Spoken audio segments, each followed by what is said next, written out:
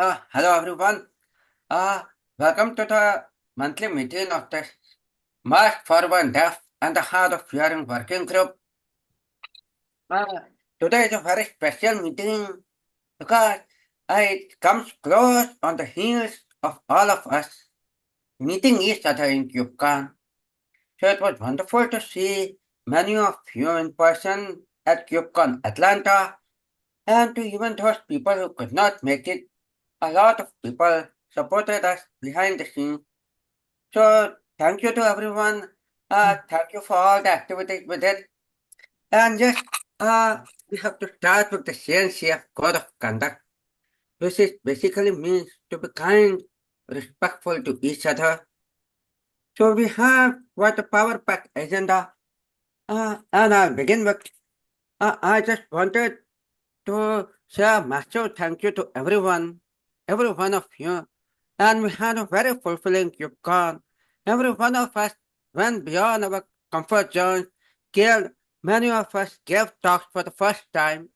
So a shout out to every one of us. And also like our group is really wonderful and the maximum representation of all the Mark Forward groups. So you uh, okay. So the second item is on the retrospective. I think a couple of you added your thoughts on the retrospective docs. So, Catherine, do we actually want to go through the document now, very quickly or later? I don't think we have to go through it now. I think it's just like it's linked in the agenda. So I So, think if everyone who didn't add anything or had new ideas, please add it. I saw one comment from someone and I put a question. I don't know who it was for, so I did respond today with a comment. So even if you already added stuff, please look at it again. Um, Milad also told me about something that happened that is in there that is not like I was very surprised in a negative way. So this is really important so we can kind of pass that feedback along.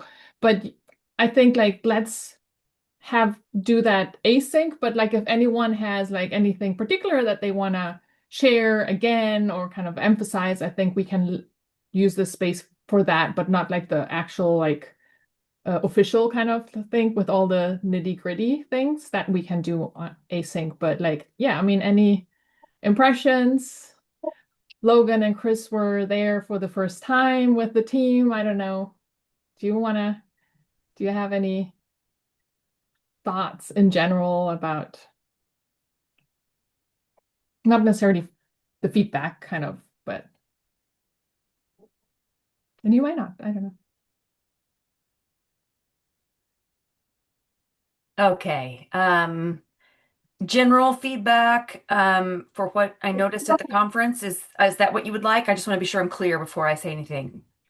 Um, Whatever you want to share, we have the official document to capture all the things that we want to give feedback. So we don't need to repeat all that. We can do that async. But if there is anything in particular that you want, I mean, want to share, I don't know. This is the place. Okay. I'll make a short comment. I think for the first time, and altogether my experience was really positive and really terrific. And it gave me the opportunity to meet everyone in person, because, we've been Zooming forever. So it was just super nice to see everyone in person and learn more and about Kubernetes too. I mean, I've never been really a Kubernetes person, so it kind of helped me understand that platform better. And I'll definitely, whatever, in the document you mentioned, I will add any additional feedback I have. But that's my thoughts.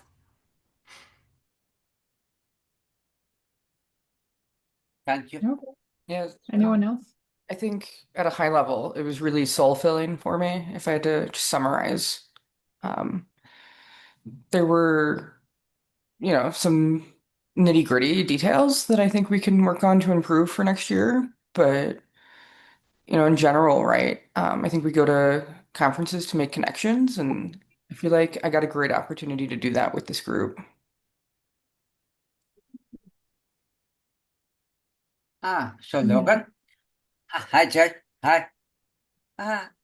So Logan, just for information, we have this retrospective after every KubeCon, and we give the feedback to Wendy and the team, but they keep on making some sort of different mistakes each time, like that.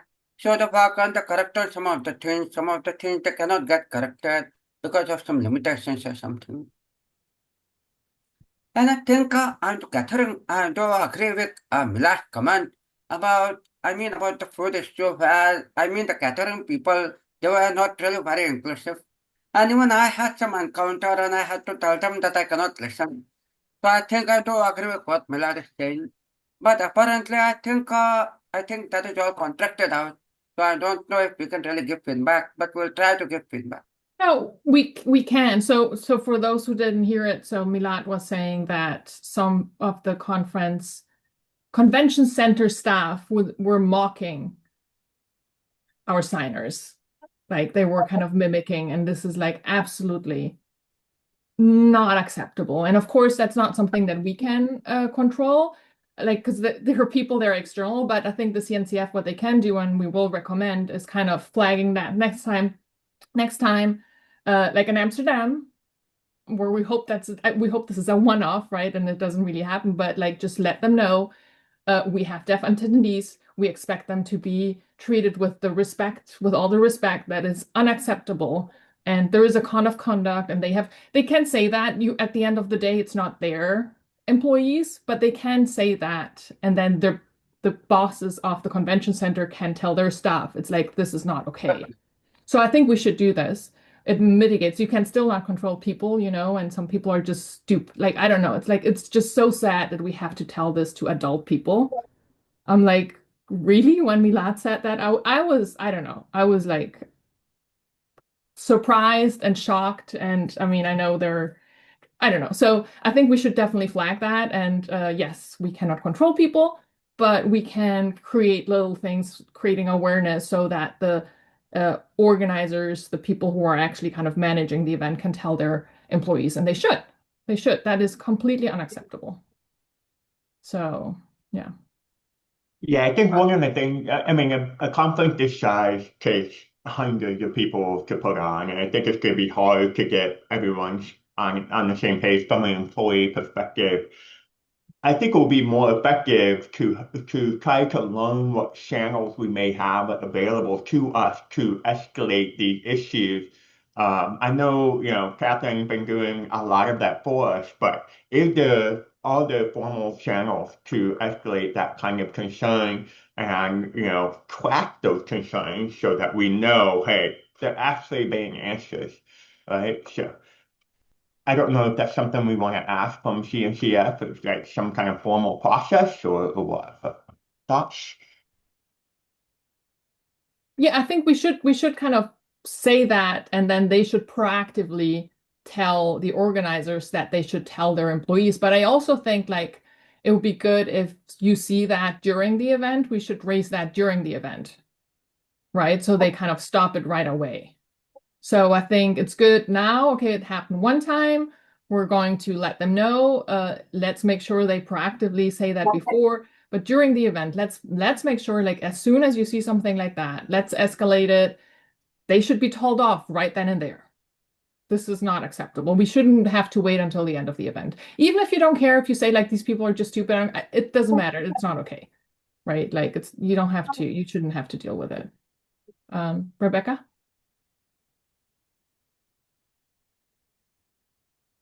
Hey, it's nice to see you all today. A very quick introduction. I actually work more in the field of marketing.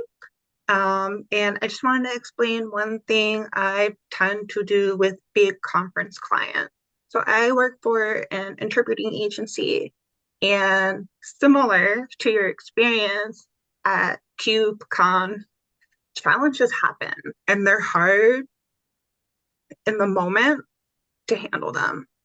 So we do something called an accessibility report. And it's a very hearing culture approach because we use the compliment sandwich, right? We start with these are all the wins. These are all the good things. We say thank you. Like these are all the things that were awesome. You excelled at, you did great. And then we take this approach of making a table saying, okay, here was a challenge. What was wrong? The people who were vendors were really rude to deaf and hard of hearing people. What is our suggestion? What is our solution? What can you do to improve in the future? What you could do is you could provide a mandatory disability training. And you have it in one nice report and you email it off at the end of all CubeCons. Yeah, it's a great idea. Milan, Milan, I have a question. So, like when the captions were not working in the keynote, we gave the feedback to Wendy there and then, and the next day they fixed it. Right, Milan? So, about this gathering thing, why did you not share with us? Why did you not share in the group with Wendy the moment it happened?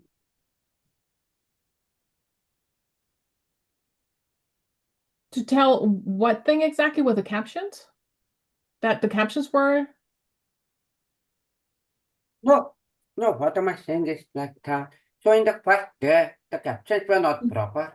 Correct? Mhm. So we gave feedback in the Slack group, and then Mhm. when they got it fixed the next day. So the Mhm. same thing I'm asking is to Miladi. When you had this encounter where they were mocking the signer, why did you not share it in the Slack group with Wendy? Mm. So highlighted it there and then that Wendy, we are facing this, which is really absolutely unacceptable. Yeah, yeah, that's what we were saying today. I think people sometimes just think like, oh, it's not that terrible, or it's not like I just can look away, and that's what I'm trying to say. It's like, no, we should not do that. Kind of like it's not acceptable. Because it's like you can just ignore it. You can choose. There are a lot of we all have faced things where we just choose to ignore it, not to make a big deal out of it. But I think we should. I mean, not make a big deal, but like we should kind of escalate it and let them know, and they should address it right away. So I think that's more probably on the individuals who kind of experienced it. They were kind of minimizing it, right? Maybe, I don't know, or not. But yeah, I think we should say it right away. I don't know, Milad. Why didn't you point it out to Wendy right away? I mean, like just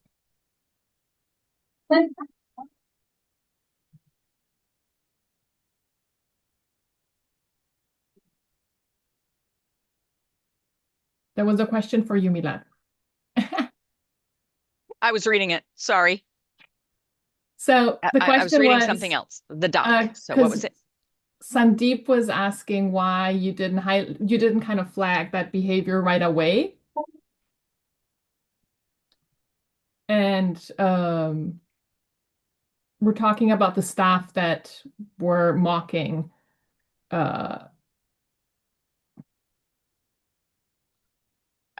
oh, it froze. Oh, I guess it froze. Yeah. Could you say it again? Yeah. Well, do you want to just, or do you want, Holly, do you want me to? Because like, you know what Sure. it is.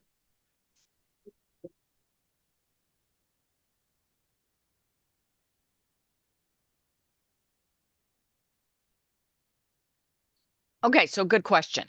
So at the moment, I was pretty shocked and I didn't know even where to flag it. I just had no experience. This was the first time I experienced that, and I didn't even really know where to report it. So I talked to Chris, talked to Victor, the three of us talked about it, and we all had the same experience and didn't know what to do. So if for the next time, if anything like that happens, I think we should be prepared to report it.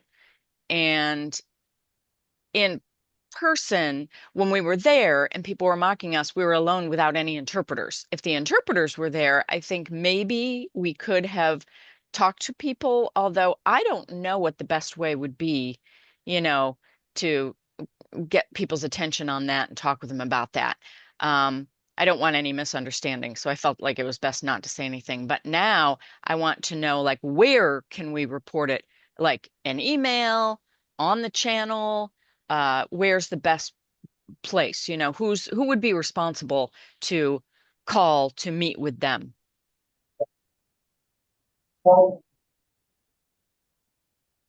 I can ask that too.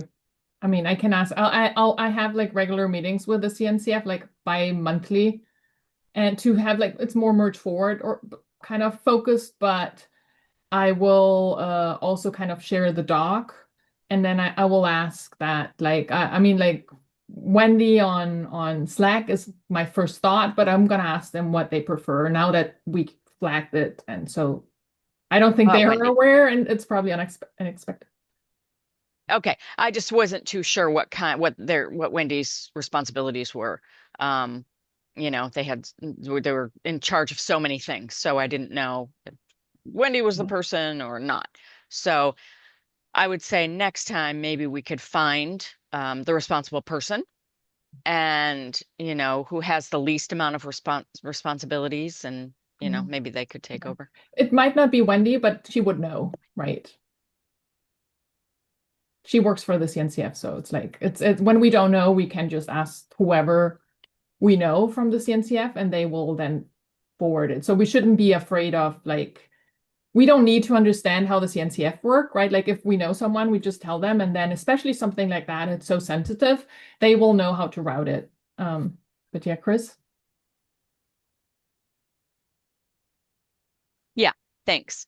I want to thank Milad for telling us about that experience. I noticed that there were a few people who couldn't really um, use their voice. You know, some of us can use their voice, some of us can't. And so I think at the conference, um, the networking part, you know, if you don't have an interpreter, it's, you know, sometimes you can't talk with people. And so for me, if I was alone, I would use my phone to type. And at the conference, you know, I know you experienced that situation. I had another experience where I was texting with someone and I could tell that the person wasn't interested in having that conversation, you know, and they didn't seem educated on working with deaf people. So um, that person left in the middle of the conversation, which was weird. And it made me, I'm trying to, like, you know, I grew up experiencing those different types of oppression, different experiences like that. And in those situations, sometimes, you know, it isn't something you can report right away. It's you have to think about it, but they do need to figure out what to do. It becomes emotional for us, and it's not easy to report it in the moment. But then when you get out of the experience, you can realize and look back, oh, I should have reported it, right? But it isn't something that we experience often. So I guess what I'm trying to say is we still have struggles even with an interpreter there. And you know, we don't always, you know, it's always a question of if we educate or not. And it is important. People should take disability training, right? How to work with people with disabilities. But, you know, it's just that's a fact of life. And so, yeah, I did notice that, you know, it was something that I would like to report to CNCF or somebody higher up. Um, but there's not always a direct answer of what to do in that situation right away. So it is something that I experience. I think others have experienced. So yeah, I guess I want to make the KubeCons the best experience for everyone. And you know, Malad, with your experience, I think it's important to find someone, you know, in the group. You know, next year, the 2 years after, you know, when we go to these events, it's nice to have somebody that we can report those things to. And I think that, yeah, that's a hard situation. That's it.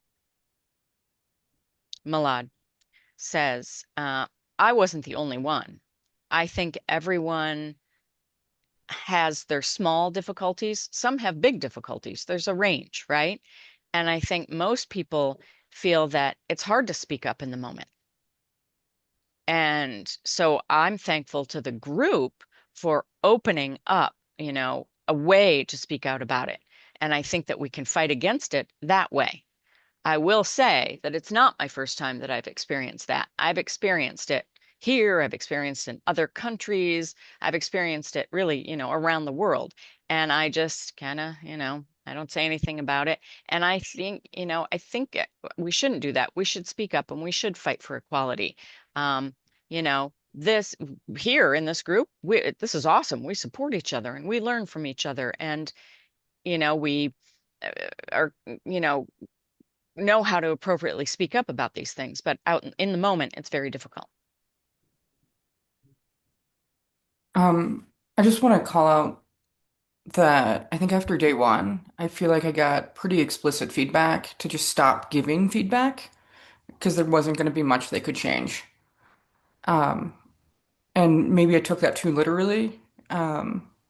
But it just didn't feel like they cared also, right? Because they were in the middle of the conference and they were just like, whatever. Like we did the best we could. Whatever comes up, we'll address it for next time. Um, Quick question. What kind of feedback was it related to the keynotes? that's what I was talking about. Yeah. Um, Yeah. But There I have a I, little bit of feedback. I know, so I texted them too right away and I completely stressed them out. And they kind of like, so they did explain that while they're producing the show, they're like looking at Slack channel speaker challenges and whatever. And that's a high pressure, like the keynote is high pressure with the production team backstage. And so, like the recommendation that I got was like, can you just write it down and then send us when we're not in the middle of, so it's like, yeah, I felt really bad because I didn't think about that. So I think there are things that are more critical, like I think like things like there's discrimination and a lack of respect that is not like we shouldn't wait until after the conference for the keynotes, the captions that are there. Maybe after the keynotes, they cannot change anything while they're like running the keynote and things like that. So I think like sometimes it's like we don't understand what's happening there. So I don't know if that was the feedback because I was providing feedback relating to the keynotes too. yeah, it wasn't clear that they only meant keynote type of things, right? It felt to me like they were just like, up, the conference is in full swing, we're not changing anything. Give us your And feedback at the end. Because I did have kind of similar to Chris, I had some really less than ideal experiences on the sponsor floor. Uh, People just not like I don't want to have to educate everybody that I talk to like look at me and not the interpreter. And then people were super confused because I would choose to voice for myself. So then they would try to like also interact with the interpreter. And it just kind of got in the way of networking. Um, so I don't know, it just feels like we didn't do a good job of, or CNCF didn't do a good job of like setting basic expectations on what acceptable behavior is. And if I'm talking to 30 different people, I don't want to have to educate all 30 of them as to what is considered like the appropriate way to interact with a deaf person. well, but there is like we have to have like some expectations too. How can the CNCF educate the 9,000 people that come there? I mean, like, like so I think they can educate their staff, but they cannot I mean, they cannot control people who attend the conference. Sure. But So I feel that is a if, little bit of a if they're tall. sponsored booths, right? Like I'm sure you get instructions on how to like set up your Oh, sponsor for the booth, sponsors. I thought like right? attendees. No, like that's I feel like I have a reasonable expectation for random people. But if you're a sponsor and you're already like if they could just include we have a large deaf community in CNCF. This is how you interact with them. Mhm. Well, but then we never told them, right? So now it's like, I never thought about that, like kind of send, I mean, I think that's a great idea, like preparing a document or an email they can send to their sponsors so they can inform their booth staff I think that's a great idea, but we never suggested that. So how would they even think about that? Like they're like right. So I don't think we can expect them to proactively think about all these things. So I think that's up to us. And like these recommendations happen normally because you experience something and you realize, oh, that made me feel very uncomfortable. How do we fix this, right? And then we do a recommendation. We should add that into the best practices, and then also provide a template, like an email template that they can send to sponsors. So I think that's the way to address it. And if that and then again, they cannot control that the sponsors kind of read the email or take it seriously, but they can certainly do that and kind of try to improve it. But I feel like we've never told them that. So it's like for us to expect that they proactively come up with that idea is a little hard, but we should definitely do that. The same thing is like after one thing that I would love to do is provide an email template they can send to all the party organizers, right? Like where we kind of have like an agency that is local that they can call right away and then kind of say like, hey, if you have deaf people showing up, here's an agency you can call and provide we're interpreters. We don't expect people to hire interpreters just because deaf people sign up for an event, because as you know, people are very register happy and register for 10 events and then never show up, right? Like, so we don't want people to spend money if it's money. But those are things that like you see a situation and it's like, okay, how do we help them make it easy, right? Like, and then I think like providing templates, suggestions, and then just make it really easy for the CNCF and easy for the sponsors. I think that's the role that we can play, and we should absolutely do that. So I think like those two recommendations, I think, and then creating the template and like so that they can just copy and paste. I think that those are great ideas. And we should add that in the retro. Jay, you're next.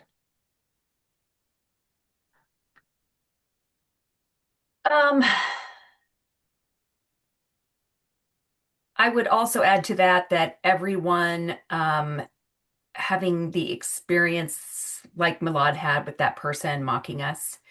And my initial reaction was, what are we going to do? I mean, I can't control them. And is it worth it to report them? And then I realized that yes, yes, our job in this group is to actually actively advocate for ourselves and for others and to let them know right away that this is not acceptable.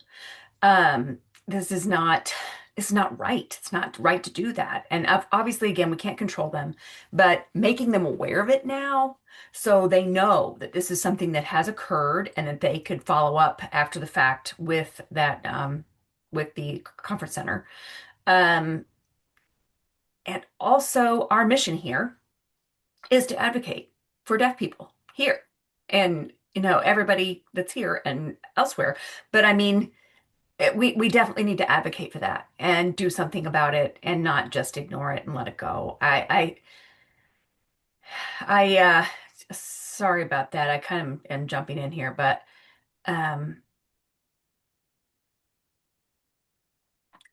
I would also appreciate if they could support us like at Cube ATL, that party.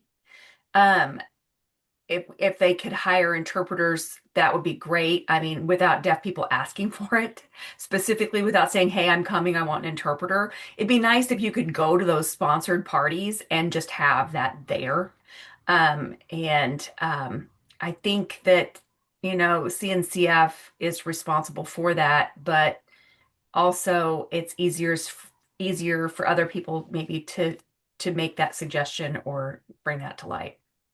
Yeah, but that was what I was saying. So we cannot expect them to have interpreters on site without a deaf person being there. That's like they have to pay money and people don't show up. And also we say we have a big deaf community, but it's like 9,000 people and maybe 9 deaf people. So it's like not like a huge, I mean, percentage wise, it's not huge, right? So it's like, do you know if the people are going to show up? Right. So some people are at the conference and don't see any deaf people. So it's like, it is a relatively big group compared to other conferences, but it's still tiny compared like the visibility is just if you bump into people, you can perfectly go through the entire conference and not see anyone, not interact with anyone who's deaf. So I think we have to be conscious about that. We have to be conscious about sponsors are not the CNCF cannot control what sponsors do. They can send recommendations. They cannot mandate it. It's a private event. It's not part of the conference, but they can certainly kind of say, we highly recommend this, blah, be accessible. And I think in the email that I want to kind of prepare for them, I want to kind of make a little bit the case about how, yeah, parties about fun, but like a lot of people do professional networking there too, right? It's like it's wrapped into this fun environment, but like important professional connections are happening at these events. So it's not just about having fun, it's more than that. And just making it like, again, educating. People just don't think about it, right? They think like, well, they're just having a party and just dancing, whatever. It's like, no, you forget all the people you interact with and potentially kind of connect, and that benefits you professionally. So I think there's a lot of education there that needs to be done. So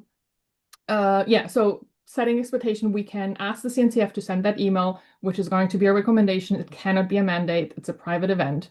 And we should also kind of send the same thing with the sponsors. Recommendation, educate them why, and then we can only hope that they do it. And I think probably if they send it to all sponsors next time, there are a bunch of people who are not going to read the emails. People a lot of time don't read the emails, but then we're going to send it again for the next time and the next. So it's like also things take time for people to kind of absorb and kind of understand. So I think it's important to see, it's like, okay, let's make sure that the CNCF has that as a typical thing. They send that every time, and then also expect that it will take time for people to actually act upon this, to understand it, and so on. So it's just like, I know we always want change to happen tomorrow or yesterday, but we have to be patient too, and kind of, but we absolutely need to do that part. And I think Jay said that, like, our goal, this group is advocacy, and this is advocacy. That's exactly what we're doing.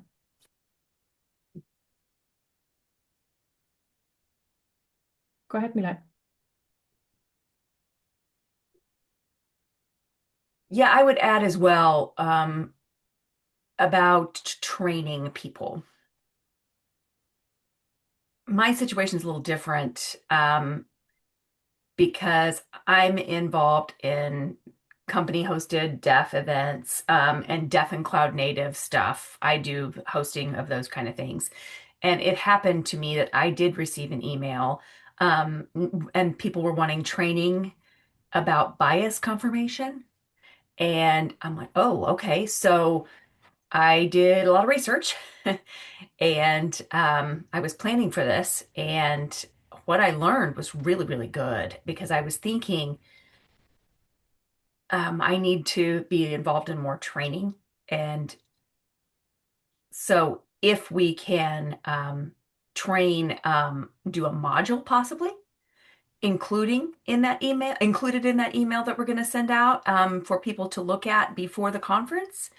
And they could go in with a little bit more education there. I mean, I know that's 9,000 people are not going to be able to be trained on that. That's difficult. But we could, incremental training is better than no training.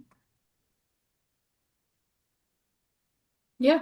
I mean, that would be also like a great thing just to, in the email, when the CNCF sends the email getting ready for KubeCon, there could be like a little thing where it's like, hey, just if you know, like we have like a deaf community, it's like if you want to know like how to interact, or like if you want to know, we could have like a little, but we need to create that, right? Like I think that would be something where, yeah, some people are going to read it. Most people are probably not, because most people don't even open the email. But over time, again, like more and more people will read it, see it. So that could be something, but it's up to us, right, to create it. So I don't know. It would be great to have like a little video or something, but the question is like, how do we actually do that, right? Like, how do we make it so it's easy and engaging so that people will want to see it? So that's a challenge, but yeah, that's up to us to kind of find the best way. how to communicate it and so on. But I do like all those ideas, and I feel pretty confident that if we give them, these are the bits. This is for the sponsor. This is for the booth sponsors, for the party sponsors. This is for the attendees. If we give them the little bits and pieces that they just have to plug and play, why wouldn't they do that, right? They don't have time to do more work, but if we do that, and that's our role, again, if we do that work for them and make it really easy, I'm pretty sure we're going to have full support. Oh, Catherine. Oh, you're on mute now. Can't hear you.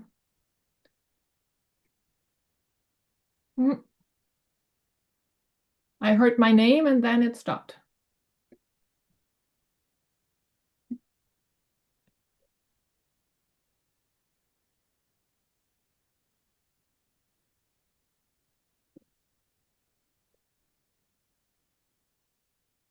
Hello, hello. Yes. Yeah. Catherine, I was just, what if we actually share with the sponsors a pool of interpreters that they could hire for the parties? Maybe we can build a list and we can share that if you want to hire interpreters and if deaf people are coming, you can invite interpreters from the pool. Well, that's the idea, is to give in the email that we send them, say like, if you have deaf attendees show up, here's an agency you can call on demand. I think it will be difficult to do that. We could also offer the interpreters on, I don't know, that's something that we would have to discuss, like, and Delane and I are kind of working on a best like approach for that. So hopefully things are going to be better. But yeah, the idea is to send them something so they know what to do. Again, we need to make it easy. You know, like if you're a party organizer and suddenly you have deaf attendees, what are you going to do? You don't know. You have no idea. It's like, are you supposed to take action? Are they just partying and they want to, you don't know. But if you receive an email and say like, this is what happens, this is why it's important, here are the resources, this is how you can hire someone right away. You know, like just make it easy. Like that's the thing, is like we need to help people first, educate them on what needs to be done, why, so they realize it's not just people being difficult, right? Like why it's important, and then make it really, really easy to do the right thing. We have to make it easy. People are busy, right? Especially if you're running an event and a conference, you're super stressed because there are always like one thing that I'm sure Rebecca knows too. If you have done an event, things always go wrong. It's very stressful. So put on there and it's like, and then you expect people to know how to behave appropriately. And it's the first time they've had that situation. No, like let's make it really, really easy so they can do the right thing. We need to help them help us, basically. That's always our approach, right? Help them help us. Yeah, I think one of the simple things we can do is, I think for all the party events, they can have a field where they can specify if we need any accessibility option or not. Like how the CNCF asks for the KubeCon registration. Whenever we register for the KubeCon, there is a field that we fill up and we specify our accessibility needs. I think the same could be done for parties as well. Yes, but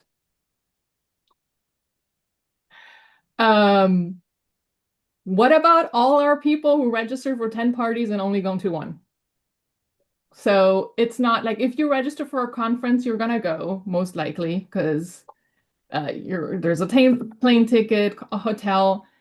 Like people, you know, there are 1,000 parties, right? They're parallel. And we want to keep our options open, right? And then you have people who are like signing up for a bunch of parties.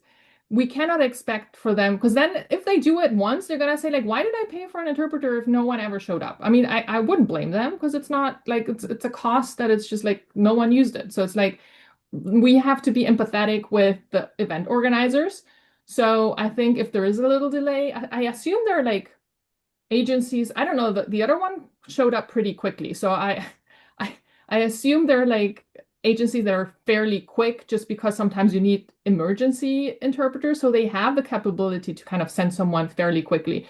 I think we need to kind of say like, okay, let's make this ad hoc. People are there. And then also, if we're at an event and an interpreter is sent, we should not leave right away. That's the other thing, because then it's also like kind of like, oh, I provided a we have to be empathetic again with them. Like, how does it make them feel? Like, if they call someone and the interpreter arrives and then everyone is having fun, and it's like, I want to go to the next party, right? Like, it's a give and take, right? Like, how can we make that? And then, like, as we've done before, big shout out, thankful, like positive reinforcement, right? Like, who was the party organizer? Thank them, and then yeah. So I think that's the best approach. I think we need to be flexible because we want to be flexible.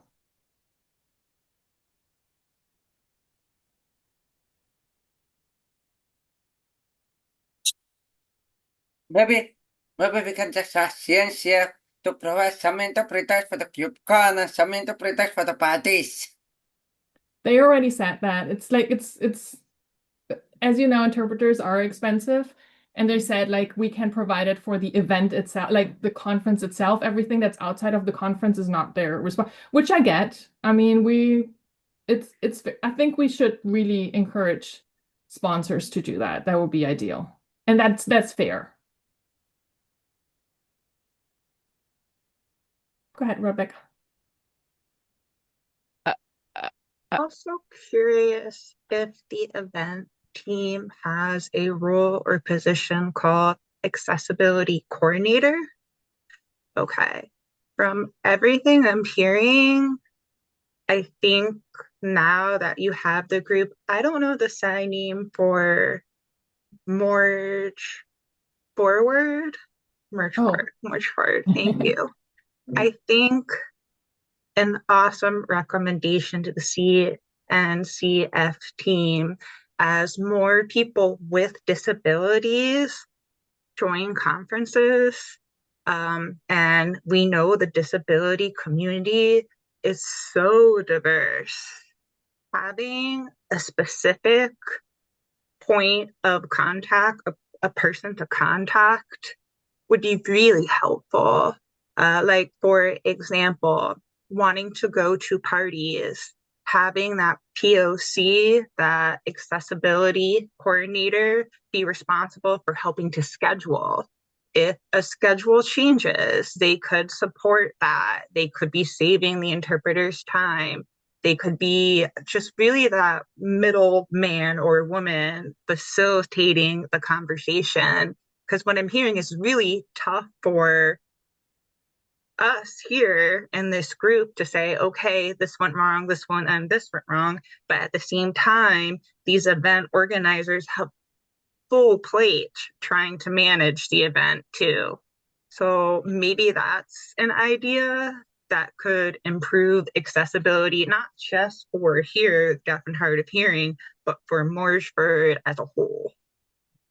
Yeah, we are working on that, and we've been I think there is a lack of understanding what a coordinator would do. And there are people within the CNCF that thought that they were doing it, but they were clearly not doing any of the coordination. So I think we're getting a step closer. It's not accessibility in general, but it's like, I think it could be accessibility, but like, yeah. So we know that's an issue.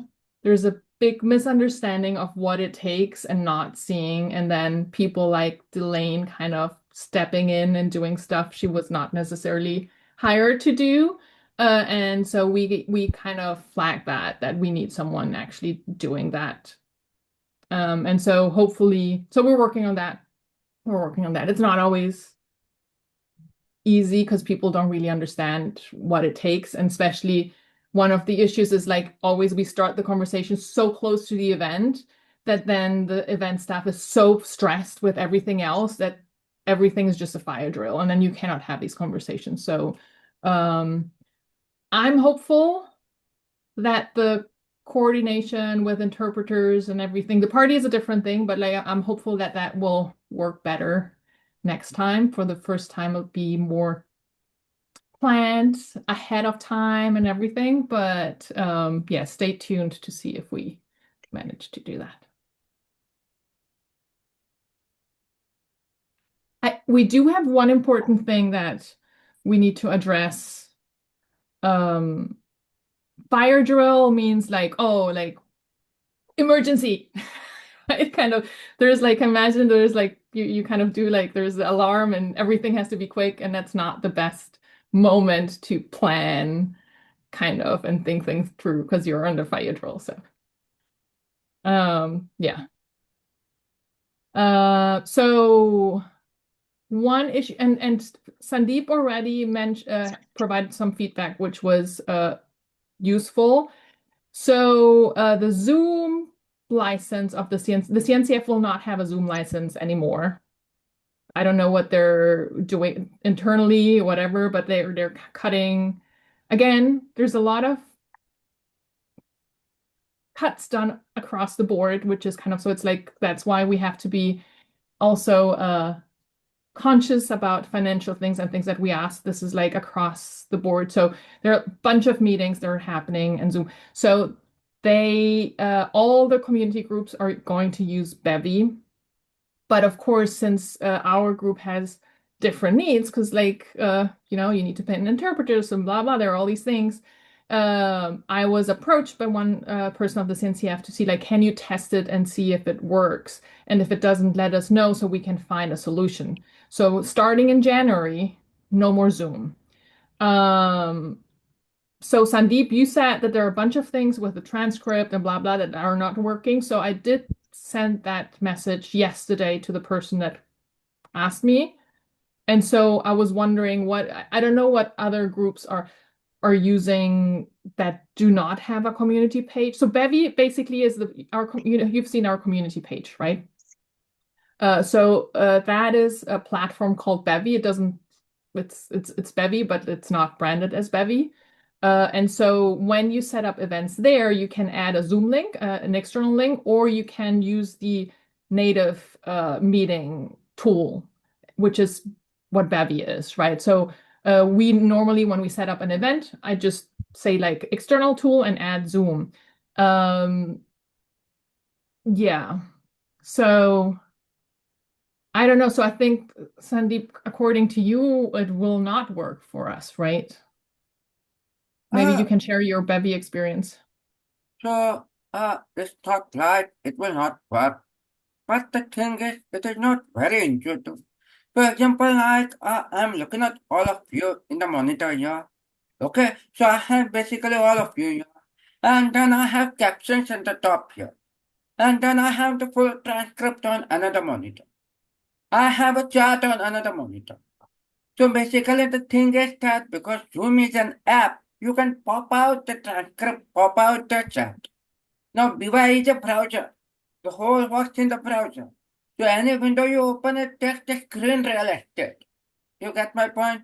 So transcript, chat, everything will be in the same browser window. So it's fighting for screen real estate unless you have a very big monitor. Yeah.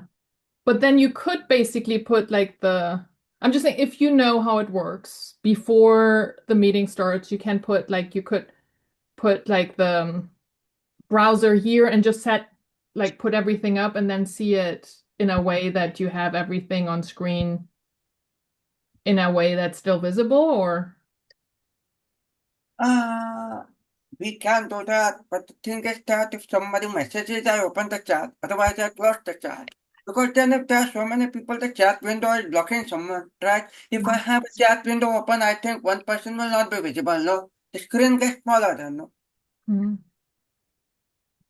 And also like blind people, how, Tiffany basically sees everything very closely, so I'm not sure how intuitive it will be for him. But the text is very small. Yeah. Well, we can talk with Stefan about like with the blind and visually impaired so that they tested. But I would ask maybe if a group of you could just test it as well and just provide like honest feedback, being like it's absolutely not feasible or it's feasible, but it is kind of not ideal because ABC. We probably need several deaf people attending and kind of testing it out and like seeing like where would the interpreter be, right? Like all that. So basically the way you can do it is to set up a test event so that's not public, right? And it's like so you can do it and invite people like when you share the link, people can sign up and join. But yeah, that would be an action item for this team. if you can coordinate and do it, and it is fairly urgent, right? So because we don't want to tell them December 20th that it's not working, right? Like, so we want to make sure that if it's not working, we also have they have enough time to find a solution. So yeah, so the sooner you can do that, the better. And I think to set up an event, it has to be either Sandeep, Milad, Anastasia, or Rob, because you are the only ones who can set up the event, but you can set up the event and then invite everyone else who wants. But I would suggest to have at least 5 people, right? To kind of like, and just it can be like 15 minutes. Test everything. Where would the interpreter be? Make some noise to see like if that changes, where, like how if that change, I don't know, like just test think about all the cases that you need, and then let's make sure that we have clear What feedback. Milad is saying, what about Google Meet? How do we do? I don't know. It should be a CNCF tool though, right? That's the thing with open source. You don't want like, oh, because I could create my Zoom link, right? But what if I lose my job or I'm gone, and then everything is connected to so it's like, because it's an open source group, it should be something that the CNCF owns and is not tied to any private account. And also recordings Yeah, as well. yeah. Recordings as well. That what? Sorry? No, I was saying, I was just adding whatever you said, and if you use the CNCF tool, it also helps us with the recordings too. Mm-hmm. Yeah. That's the only thing that's good about Bevy, is that you don't have to upload it. It publishes right away. But it also means that I think you have to go and cut, because I know a lot of people kind of log in early and then there's chit chat, which before I was cutting out, now Sandeep is cutting out. So because we always start the recording with welcome to today's meeting, right? So that's just something to know. Like if that is done, it will publicly make it live right away. But I think we can go in and just say like start here and then just cut it, which is very nice, right? It's for the people who have, because yeah, I used to upload all the videos. Now each group does their own. I was like, I'm not doing this anymore. Too many groups. But yeah, please test it. Please test it. Yeah. I'll make sure to test it after the Thanksgiving. Mm-hmm. Okay, we only have 1 more minute, so Milad had something, but maybe we can do that. No, time ran out. So yeah, just pictures, videos, everyone who went to KubeCon, to the event, upload all of that onto to CNCF. That would be great. Yeah, and I'll start editing for a video. It'll take me time. It's not a fast thing. It takes time to process the video and put it all together. So yay, yay, yay, yay. Yep, that's all I had. Awesome. Yeah, that's it. And we'll discuss it offline on channel. Okay. Thank you. Bye, bye, bye, bye, bye, bye. Lots of byes all around.